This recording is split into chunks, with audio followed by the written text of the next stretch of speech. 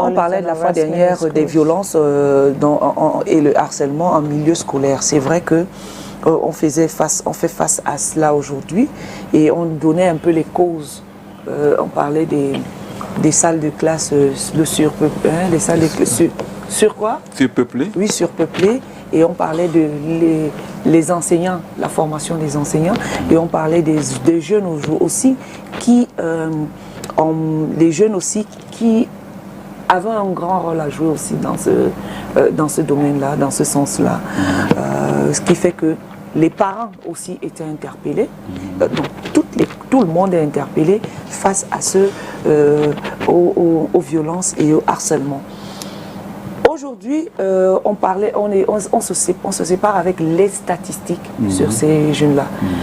Les statistiques qui nous parlent de harcèlement, de comment faire pour pouvoir éradiquer. Parce qu'aujourd'hui, il est question qu'on passe sur l'éradication, les solutions. Parce qu'on était sur les problèmes. Là, maintenant, on est sur l'éradication des violences et harcèlement en milieu scolaire. Quel conseil peut-on...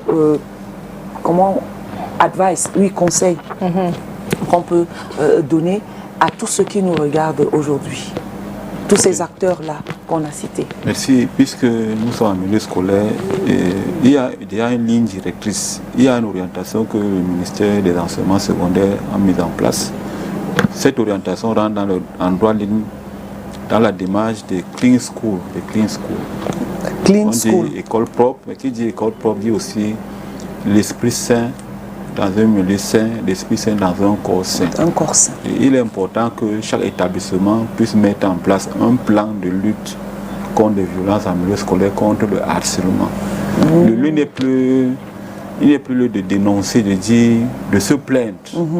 On doit sortir de cette démarche-là, de cette approche sensationnelle, de cette approche d'émotion, de dénonciation, parce que les violences reviennent chaque année dans les médias, vous en parlez, dans les quartiers, dans nos sociétés, dans nos communautés. Mais le plus important, c'est de s'inscrire dans une démarche de remédiation. Donc, chaque établissement qui est doté d'un plan directeur qui a en son sein ce qu'on appelle un conseil d'établissement. Le plan de lutte contre les violences, c'est quoi? C'est tout simplement un plan d'action que la communauté éducative, qui est pilotée par le chef d'établissement, par le professeur, par le principal, les responsables administratifs, tous les personnels scolaires, toute la communauté éducative, ceux qui sont tous les voisins aussi vont s'asseoir pour définir, pour mettre en place un plan d'action. Ce plan d'action va commencer par identifier les causes. Les causes tant internes et les causes au niveau externe. Bon, au niveau interne, il est bien vrai, on ne peut pas limiter, même si on limite, on peut limiter les effectifs dans les salles de classe. Mais on doit savoir qu'on subit les effectifs. Mais on peut mettre en place ce dispositif à l'intérieur de la gestion de la classe, la gestion des effectifs. Là, c'est une démarche pédagogique. Maintenant, si on met en place un plan de lutte, on va commencer par faire un état de lieu des années antérieures. Si on se rend compte dans un établissement, il y a un nombre élevé d'absentéisme. Si on enlève le facteur mobilité, déplacement des élèves du quartier vers l'établissement, on peut également sensibiliser. On peut également, s'il y a lieu de le redire, travailler avec peut-être les sociétés de transport, on peut parler à Socatur, éventuellement on peut établir une collaboration entre la Socatur et les établissements pour le déplacement des enfants des quartiers vers les sites de ramassage vers les quartiers, ça peut être fait. Ça c'est pour limiter les retards. Mais les retards aussi peuvent être sur le plan psychologique. Les enfants peuvent venir en retard parce que il y a un point de motivation à leur niveau, il y a un point de motivation à prendre. Là, j'interpelle les conseillers d'orientation qui jouent ce rôle des psychologues, qui motivent les enfants à aimer l'école, pour revoir les centres d'intérêt, pour revoir leur motivation. Également la responsabilité au niveau des enseignants, parce que quand l'enfant arrive à l'école à 7h30, pour certains, les enseignants ne sont pas là. Cela peut également expliquer les violences, parce que les violences fait que les enfants n'arrivent pas à introduire le commun intérieur. Maintenant, on ne va pas revenir là-dessus. On sait que le personnel enseignant, c'est un corps qui est sujet à plusieurs problèmes, plusieurs problématiques. on ne peut qu'interpeller les enseignants à plus de motivation, à plus de conscience. Mais quand on parle de conscience, c'est un facteur subjectif. Mais on a besoin de voir qu'à 7h30, on trouve l'enseignant en classe. Parce qu'on veut savoir que l'enseignant qui a choisi le métier d'enseigner, le métier d'éduquer, il est vraiment conscient de son rôle. Autant mieux ne pas le faire. Donc un enseignant qui a choisi ce métier-là, il faut vraiment qu'il le fasse. On ne peut pas avoir quelqu'un qui enseigne alors que dans son âme, dans son fort intérieur, il ne veut pas le faire. Donc pourquoi pas aller dans le sens, parce que la Banque mondiale l'État veut limiter les effectifs. Donc on peut également sensibiliser les enseignants pour ceux qui ne veulent pas enseigner. On peut, bien sûr, c'est très important ce que je dis, peut-être que ça n'entre pas dans notre démarche là, mais on peut dire qui sont ceux qui veulent vraiment enseigner, qui aiment le travail. Bien sûr, il y a certains enseignants qui peuvent dire, ok, moi je n'aime pas le travail, je suis quelqu'un de démotivé, je peux quitter le corps. Et on recrute les gens là, ceux qui aiment le travail, qui sont motivés de le faire. Il y a les personnels vacataires qui font bien le travail, mais le problème reste vraiment à... Mais est-ce qu'ils ne font pas le travail vacataire parce qu'ils ne sont pas encore titulaires? Non, il y a les vacataires qui sont de bonne moralité, mais il y a un problème même de les régulariser dans le système. Il y a les personnels titulaires certains font bien le travail, certains ne le font pas. Donc on peut également réguler au niveau de corps, parce qu'on a besoin des enseignants qui sont motivés. Ok. Maintenant, une fois qu'on a donc fait un état de lieu, on dit quelles sont les causes des retards. J'ai dit parmi les causes, il y a les facteurs pédagogiques. Ils viennent en priorité parce que l'enfant n'aime pas telle matière. On va maintenant mettre en place une démarche pédagogique, c'est-à-dire comment amener l'enfant à remédier aux difficultés. Il y a aussi les causes économiques. Et ces causes sont en relation avec les familles. Nous savons qu'à plus de 90%, pour ne pas extrapoler, on peut voir au niveau du ministère de la promotion de la femme, la famille, le ministère des Affaires sociales. Aujourd'hui, les familles sont déstructurées. Okay. Quand il y a les problèmes, les enfants rencontrent le problème en famille. L'enfant rentre à l'école, il n'a pas mangé. L'enfant a un problème de motivation, on appelle la motivation physiologique. La motivation physiologique n'est pas satisfaite. Il est difficile de toucher la motivation, la motivation psychologique, appelle l'estime de soi, ou la concentration sociale. Maintenant, qu'est-ce qu'il faut faire pour que les enfants qui sont pauvres, pour la plupart des enfants vulnérables, comment les motiver? On va maintenant revenir sur l'aspect économique au niveau de l'alimentation. Là, directement, vraiment que l'État est en train de penser à décentraliser l'école, je veux dire la gestion des écoles. On doit activer le levier économique, c'est-à-dire les cantines scolaires. Vous parlez tout à l'heure de l'alimentation, n'est-ce pas? Si un enfant arrive, on sait qu'un enfant qui n'a pas mangé, il va commencer à dormir en classe. On va le mettre dehors. Un enfant qui a pris le petit déjeuner à l'école, on peut mettre une structure de 7h à 7h30, il apprend un petit déjeuner. Directement, il sera plus assidu, il sera plus concentré. Pour ça que l'école aujourd'hui, je suis dans l'approche systémique, je suis dans l'approche globale. Parce que je suis un expert en développement, je dois tenir compte de la dimension multiple de l'homme pour ne pas caricaturer. Donc on ne peut pas éluder la dimension économique, le côté alimentaire d'un enfant. Même les anciens aussi. Il y a cela quelques années, il y avait la communauté urbaine, la communauté avait commencé à penser à réfléchir sur les cantines scolaires. Dans le cadre du projet ADA 21, la communauté a bien mis en place une cantine scolaire au lycée d'Aquano, une cantine scolaire au lycée Bilen Lolopom, une cantine scolaire au lycée de Makepe, une cantine scolaire au niveau du collège Saint-Michel. Donc les textes qui sont dans ces cantines scolaires, on appelle une cantine écologique que les enfants cultivent. C'est-à-dire que ce qui vient, ce qui est, en fait, tout ce qui est alimentation, parce qu'il y a d'abord la production, il y a la production, il y a la consommation. Que ce soit les élèves eux-mêmes qui produisent ce qu'ils vont consommer. Ok. Là maintenant, on rentre également dans les nouveaux programmes, puisqu'on se rend compte que la société Cameroun, c'est une société qui consomme, c'est-à-dire qu'on consomme ce qu'on n'a pas produit. Donc les élèves, dans le cadre des champs scolaires, les élèves vont produire leur repas, et même ils vont contrôler ces repas. Et dans ce sens-là, on appelait ça les vendeuses, on appelait les éco-boulangers. Il y avait reçu une formation du ministère du Commerce, du ministère de l'Agriculture, du ministère de la Santé, pour que le concept de la cantine scolaire cesse d'être un concept qui est extraverti, que les enfants eux-mêmes produisent ce qu'ils consomment. C'est extrêmement très important. Surtout on est aujourd'hui dans la... Donc pour d'abord fermer cette phase d'entrée-là, donc quand on est dans le concept dans une approche de gestion de l'école, le management de l'école, on a un document, ça qu'on appelle le conseil d'établissement. C'est dans ce cadre-là que toute la politique de l'école doit être pensée. Et ce n'est pas le chef d'établissement seul ou bien son staff, mais c'est l'ensemble du système, pas seulement le système scolaire interne, mais la communauté éducative, il y a les partenaires de l'école. Donc c'est comme ça qu'on peut résoudre les problèmes, parce qu'on est dans le cas de la décentralisation. Donc on pense les problèmes, on dit qu'est-ce qu'on peut faire au niveau de la mobilité, des déplacements des enfants, qu'est-ce qu'on peut faire au niveau de l'alimentation, qu'est-ce qu'on peut faire au niveau de la pédagogie, qu'est-ce qu'on peut faire au niveau de la gestion de l'environnement. Donc on pense de manière globale, c'est pour ça que l'école, la solution qui est proposée rentre dans une démarche d'éducation de développement durable. Là on pense l'homme dans l'aspect écologique, dans l'aspect alimentaire, dans l'aspect social, dans l'aspect économique. Et les entreprises qui sont tout autour, il y a des entreprises qui polluent. Les entreprises peuvent venir en appui à ces écoles. Parce que si on parle de violences aujourd'hui, parce que effectivement le social pose problème. Donc voilà un peu pour dire que les établissements doivent mettre en place un plan de lutte. On a parlé la dernière fois de la formation des enseignants. Il y a la formation qui est faite à l'école normale, c'est déjà bien. Il y a la formation continue. Dans la formation continue, on doit également éradiquer le harcèlement. On doit également promouvoir les clean schools. On doit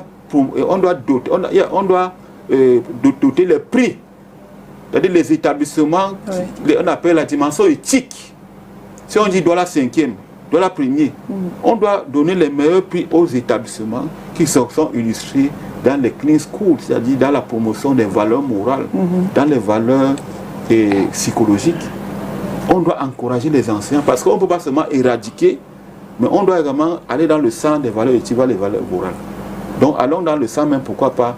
Il y a aussi les clubs qui sont mis en place, les clubs non-violents à l'époque, qui étaient le responsable des clubs non-violents, le cadre du club UNESCO, le SIDA, quoi non. Donc on peut aller dans ce sens-là, mais on doit doter les moyens. Parce que si on dit, on peut primer les élèves qui ont les bonnes conduites, mais il faut les bons prix, on doit plutôt valoriser les bons comportements, les comportements moraux, les comportements civiques, les comportements citoyens, mais on dénonce, mais on n'est pas dans le sens de la promotion du bien-être, parce que si on parle de la violence, parce que ça touche le objectif qu'on appelle promouvoir la santé et le bien-être. Donc à l'école, en communauté, au quartier. Ok. Now, Prof, I don't know, c'est vrai que la semaine passée, last week I was not there. Yes. Now, when we talk of harassment, I know there are different forms of harassment. Now, in school milieu, now I want to find out from you, what if a child or a student is being harassed? When I say harassed sexually by a teacher? Oui, the harassment is the complex problem. C'est-à-dire le harassment in English, le harcèlement en français. Yes. Different forms. We have different types of harassment, especially in school milieu. Nous avons à l'école, il y a beaucoup plus, il y a les formes, il y a le harcèlement moral. Puisqu'il y a beaucoup d'insultes. Les enfants, beaucoup d'insultes. Les enfants, il y a le versus moral, le cas d'insultes, les moqueries sur le nom, les moqueries sur la tribu, les moqueries sur le physique. Quand tu es court, on dit va là-bas, court type. Donc il y a beaucoup de moqueries. Il y a également les formes d'exclusion. Va là-bas, on dit Bamileke, Bassa, Betty. Donc il y a beaucoup d'exclusion à ce niveau. Pour ne pas dire le harcèlement physique. C'est-à-dire que là, directement, on voit directement l'agression physique. Mais le problème, c'est au niveau du fait que ceux qui harcèlent, il y a aussi le harcèlement sexuel, ok? Oui, c'est ça que je voulais. Maintenant, ceux qui harcèlent ne savent pas qu'ils sont en train de harceler. On appelle, il y a un problème, la négation, de ne pas reconnaître qu'il y a un problème de harcèlement. Ok? Le harcèlement prend aussi d'autres thèmes, on appelle, il y a aussi l'intimidation. Mais tu ne sais pas que tu as le passé, toi aussi tu as été harcelé. On ne donne pas la possibilité de t'exprimer. Donc il y a également au niveau, le harcèlement peut être même systémique, peut être institutionnel, du fait des acteurs de l'école, les personnels administratifs, personnel enseignant, les élèves entre eux. Le harcèlement peut avoir lieu entre les élèves, à l'intérieur de la salle de classe, dans la cour, sur les toilettes, au niveau à l'extérieur de la salle, parce qu'il y a aussi les anciens élèves qui viennent, comme c'est le mercredi aujourd'hui, vous allez voir les anciens élèves qui reviennent vers leur ancien établissement, ces élèves qui avaient été exclus, qui viennent intimider, qui viennent harceler, qui viennent arracher les sacs. Donc le harcèlement a plusieurs formes. Mais le harcèlement, il y a les acteurs, nous avons les personnes qui sont victimes, il y a des personnes qui agressent, nous avons les témoins. Mais vous allez voir que lorsque on est en conseil de discipline, on a la peine à obtenir la vie. C'est-à-dire quoi? C'est-à-dire que les témoins qui ont observé les faits de harcèlement ne dénoncent pas parce qu'ils ont peur. Oui, c'est ça. Ils ont peur parce que celui qui agresse, il est fort, il est physiquement fort, parce qu'il y a une dissymétrie de force. Il est plus fort, il est très âgé, il a une grande taille. Donc c'est ceux qui sont plus forts, qui sont forts physiquement, ils sont forts moralement, économiquement, qui viennent harceler les autres. Mais le harcèlement, il y a les conséquences du fait que l'enfant peut refuser de ne plus venir à l'école. Venir à l'école, yes. Voilà. Il peut s'absenter. Parce qu'on parle également de l'absence. L'enfant peut s'absenter, l'enfant peut tomber malade, l'enfant peut avoir les mauvais résultats à l'école. Donc le harcèlement est un problème extrêmement grave. Nous avons mis l'accent il y a cela quelques années lors d'une étude. On avait pris une échantillon de 1009 élèves. On a enquêté sur... On a choisi 9 élèves, 9 établissements de la ville de Douala. On a observé que le harcèlement est visible à plus de 50% dans les établissements. Le harcèlement vient et touche également les filles comme cible. Les filles peuvent être soit comme victimes, soit comme agresseurs. Et également les garçons. Donc on doit sensibiliser, on doit mettre toujours dans le cadre de la lutte contre les violences, on doit également mettre en place un plan de lutte contre le harcèlement en milieu scolaire. En milieu scolaire. Mais le problème maintenant, like, are there possibilities, comme tu as dit, most of these students are scared to talk, maybe because they don't want to be attacked by their aggressors or those who harass them in school.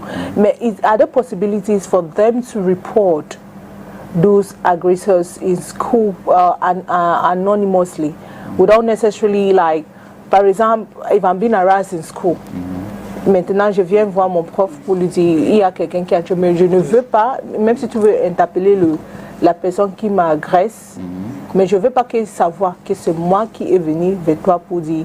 Parce que j'ai peur qu'après il peut venir, like, there are possibilities that he might come and attack me. So are there possibilities for a student to report anonymously? Est-ce que c'est possible d'un élève de... Bon, là, on appelle c'est la protection des victimes.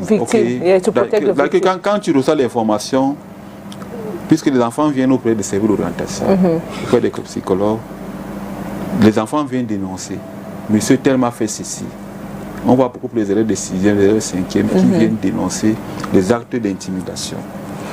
Maintenant, puisqu'il y a les représailles, vous parlez des représailles, maintenant on doit protéger les victimes. C'est-à-dire on protège les personnes qui viennent pour ne pas accepter les représailles. Mais en milieu scolaire, ce n'est pas cette approche-là.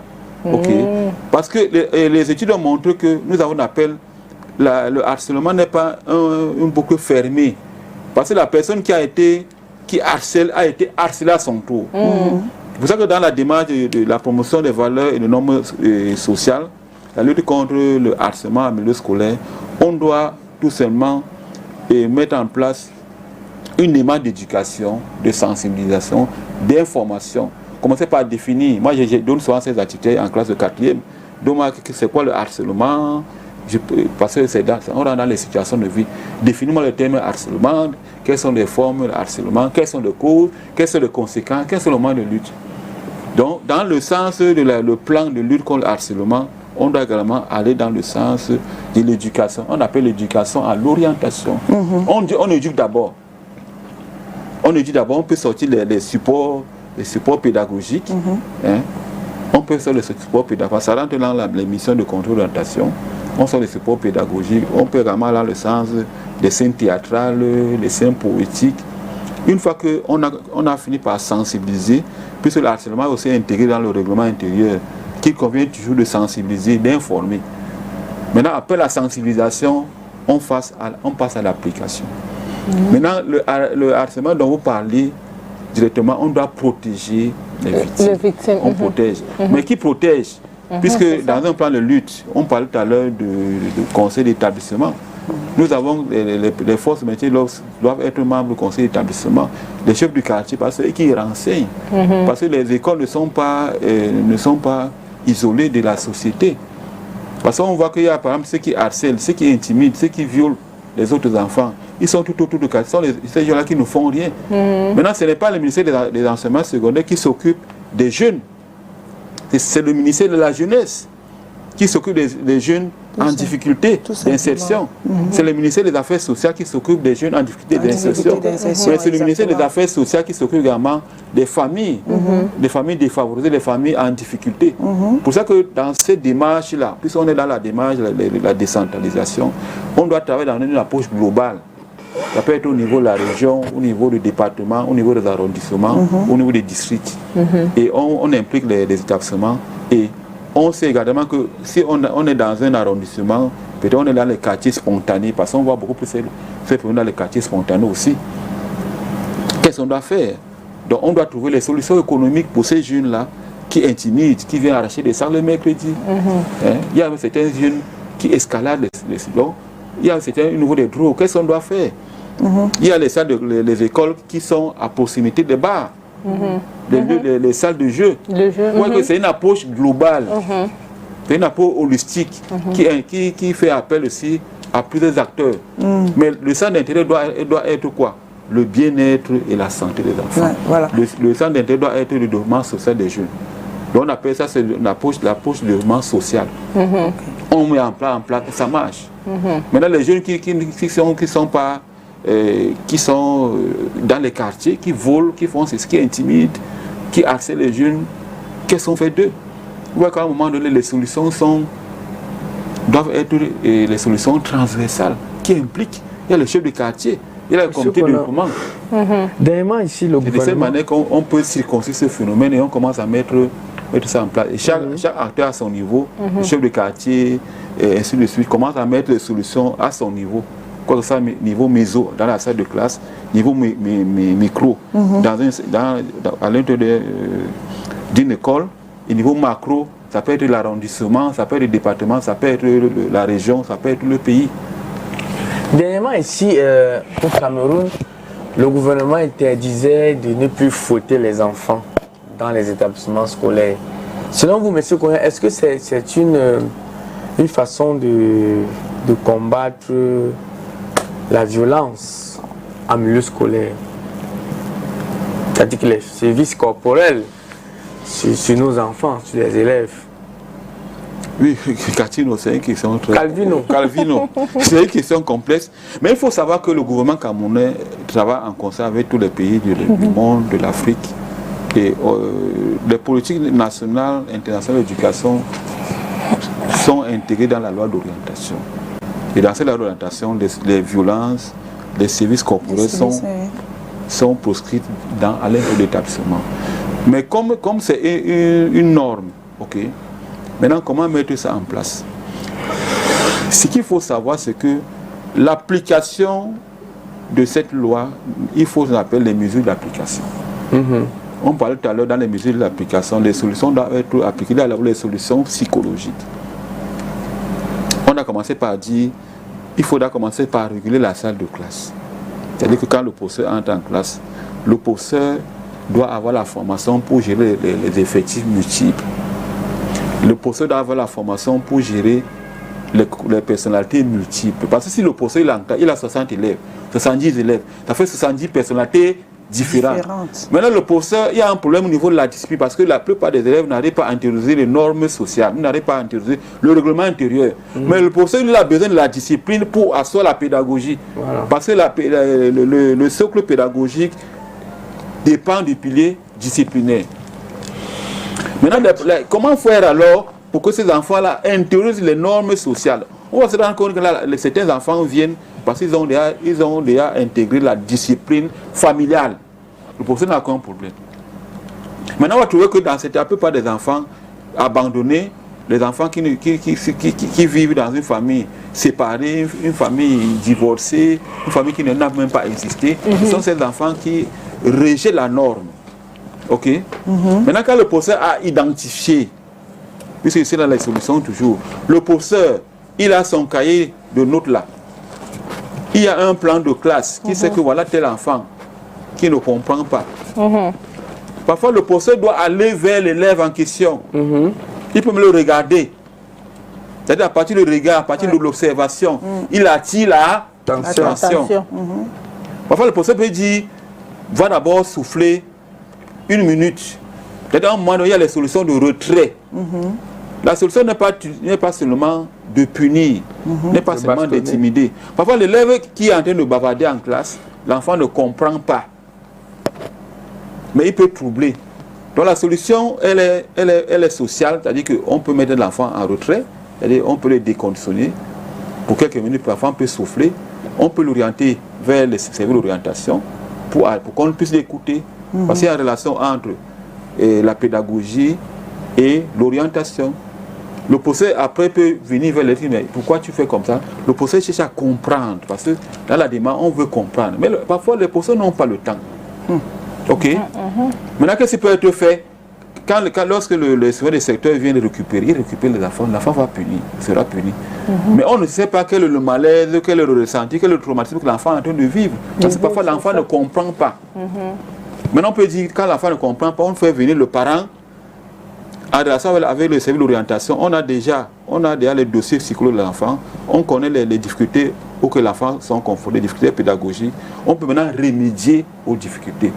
Quand on a éduqué, on écoute l'enfant va rentrer en classe, l'enfant va plus se comporter de cette manière. C'est clair.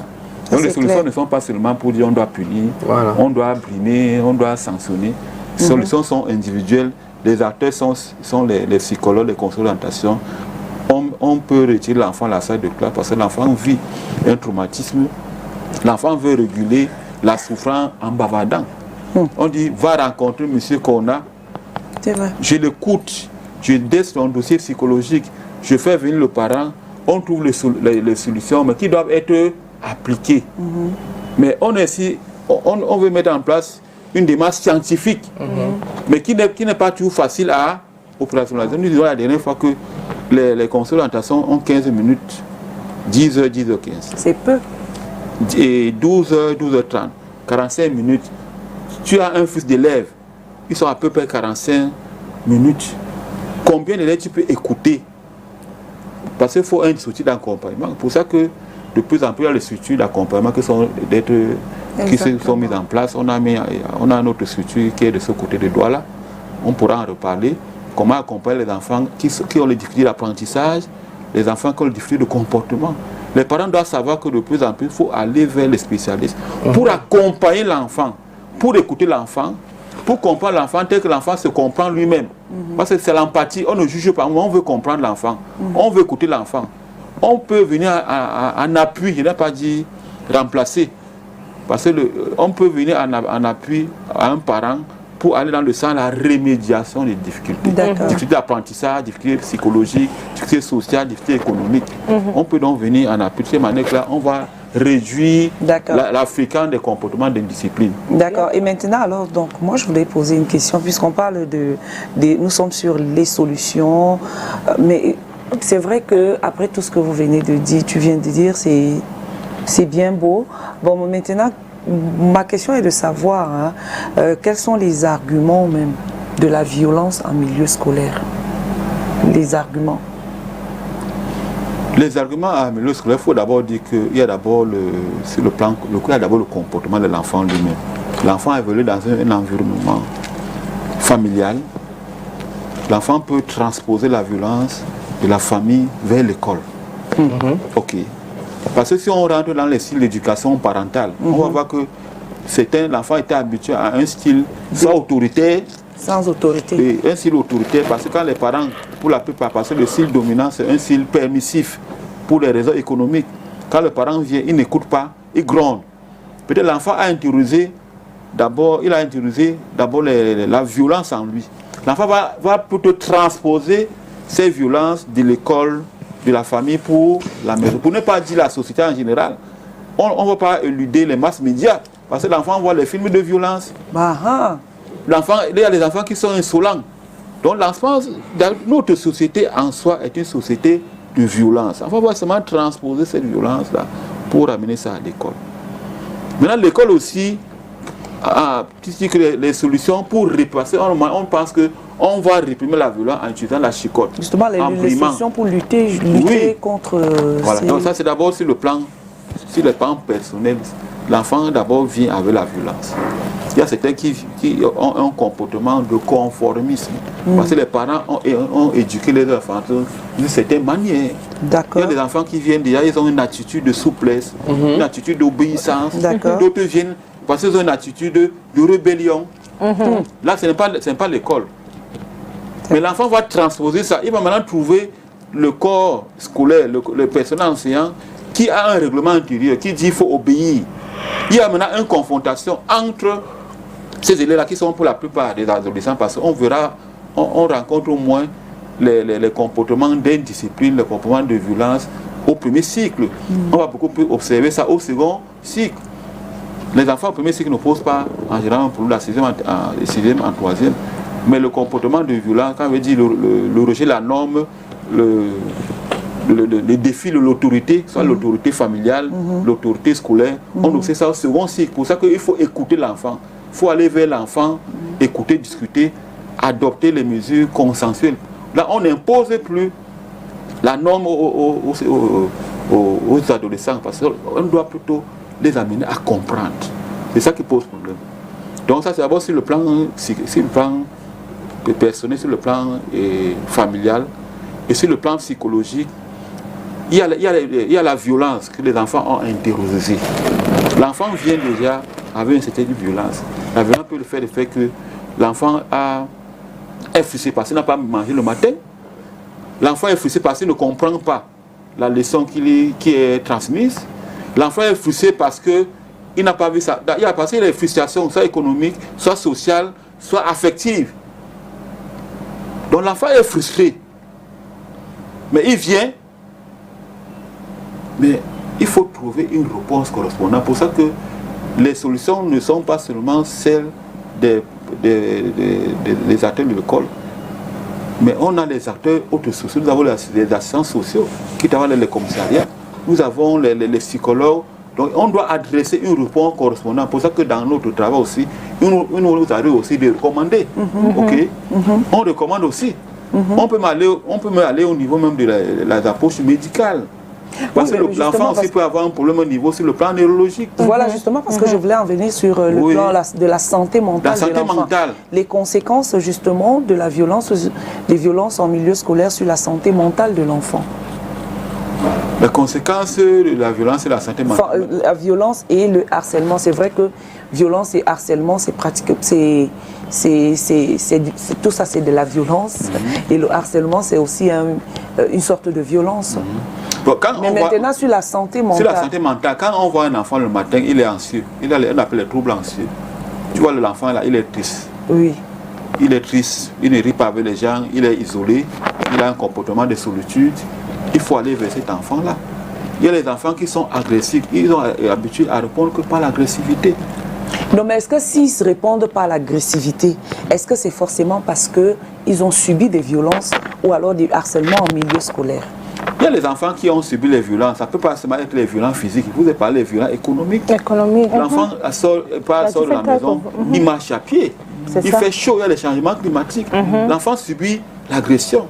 Maintenant, on voit quand on interroge maintenant la capacité de l'environnement familial à répondre. On voit que maintenant il faut éduquer l'enfant à intérioriser les frustrations, c'est-à-dire à tolérer. Parce que l'enfant doit avoir les compétences pour la tolérance. Il y a des enfants qui ne tolèrent pas. Ils n'acceptent pas la réalité. Maintenant, il va rencontrer un autre père dangereux, on appelle les pères antisociaux. Il va se retrouver dans un réseau dangereux de criminels. Parce qu'il n'a pas toléré. Et il est fragile. Il est fragile sur le plan émotionnel. Il est influençable. Ce sont les gens-là, directement, ce sont ces jeunes-là qui vont commencer à fumer. Alors ça veut dire que si on a ce type d'enfant, ça veut dire qu'il pourrait être, c'est-à-dire s'il a accosté, abordé par des trafiquants de drogue, il est facilement... Il est facilement, on le copte facilement. Parce qu'on voit À cause de tout ça. À cause d'abord de son problème psychologique. Parce qu'il est fragile. D'accord. On va dire que voici la solution, gars, viens fumer là. Ça va t'aider. Ça va t'aider. Il commence à prendre la cigarette, la drogue, le tramol, l'alcool. Viens prendre parce que ça va t'aider. Parce qu'il y a une fragilité interne. Cette fragilité interne vient parce que le milieu dans lequel il vit, c'est un milieu qui ne le rassure pas. Ok. Parce que il faut que le milieu le rassure pour qu'il vive, pour qu'il puisse intégrer mentalement. Effectivement, c'est pour ça que c'est l'important de penser aux acteurs, les psychologues en milieu scolaire, les conseillers d'orientation. Parce que la santé mentale ne touche pas seulement les élèves, les adolescents. Okay. Il y a même certains qui se suicident. Il y a certains même qui refusent de s'alimenter. Il y a certains qui ont les attitudes d'agressivité. Mais au fond d'eux-mêmes, parce qu'il y a un problème, parce qu'ils sont rejetés. Parce que dans le harcèlement, parfois on rejette. On ne t'écoute pas, on ne t'explique pas. Mais l'enseignant aussi peut rejeter. L'enseignant peut rejeter parce que l'enseignant n'a pas ce temps-là. Son rôle, c'est d'enseigner, est parti, il a 1 heure. Mais comment il fait pour rejeter alors qu'il est censé même apaiser l'enfant, donner la psychologie à l'enfant? Bon, d'autres le font. Mais je veux dire, aider l'enfant. Oui, mais dans la réponse au problème, l'enseignant doit aussi être plus en charge. Parce que l'enseignant, oui, bien sûr, l'enseignant gère trop de problèmes. Oui, c'est pas le rôle principal alors. Oui, c'est parce qu'il y a la démarche psychosociale. L'enseignant gère énormément de poids. L'enseignant aussi, il gère une grande souffrance. Il y a d'abord sa propre souffrance, il y a la souffrance des autres. On dit que les parents doivent être à la base.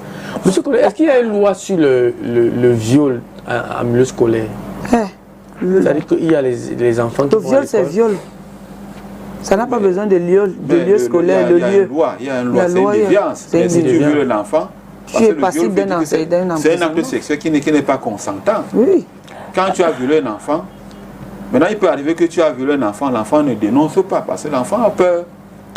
Mais le viol peut venir faire que parce qu'il y a les facteurs à risque. La fille, je sais que cette fille-là, elle est dans un milieu défavorable, elle est dans un milieu vulnérable. Je vais aller vers cette fille-là parce que la fille a faim. Je peux commencer à donner des petits trucs comme ça pour fragiliser la résistance. Là, c'est un viol. Donc, il y a les viols psychologiques. Qui sait que c'est un enfant qui n'a pas de père, qui n'a pas de mère, qui avait sa grand-mère. Tu vas vers cette fille-là, c'est qu'elle est fragile. Directement, tu entres dans son intimité, tu vas la violer.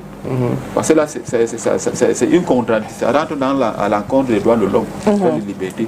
Donc, on doit protéger les normes, on doit protéger les droits. Okay, Cathy. Papa, I want to ask, because we're talking about violence, how to eradicate violence and harassment. Now we have 2 people that are involved. We have the teachers and the student as well. Now, what happens if the teachers are victims of violence and harassment? Bon, quand l'enseignant est victime de harcèlement, l'enseignant connaît les normes. Prenons l'exemple du harcèlement sexuel. Une jeune fille commence à te faire les yeux doux. Tu sais bien que, en tant qu'être supérieur, en tant que personne supérieure, tu ne dois pas te laisser entraîner par cela. Tu ne dois pas te laisser entraîner. Parce que c'est que c'est une personne psychologiquement fragile, c'est un être fragile, émotionnellement. Mais si tu sais, parce que tu connais la loi, parce qu'une jeune fille immature, psychologiquement, socialement, et sur le plan normatif, elle est encore mineure. Maintenant, si tu pars sortir avec une jeune fille qui t'a fait les yeux doux, la loi va te frapper. Et s'il y a une grossesse, puisqu'on est toujours dans le concept des grossesses non désirées, directement, la société va avoir, tu es passible de sanctions, parce que tu connais la loi. De plus en plus, les enseignants sont jeunes. Hein. Moi, j'ai vu c'est ce qu'on a signé la semaine dernière. Un enseignant est une autorité morale. Si tu es une autorité morale, tu es là pour réguler les normes. Tu ne peux pas sortir une jeune fille, parce qu'elle est venue te faire les yeux doux.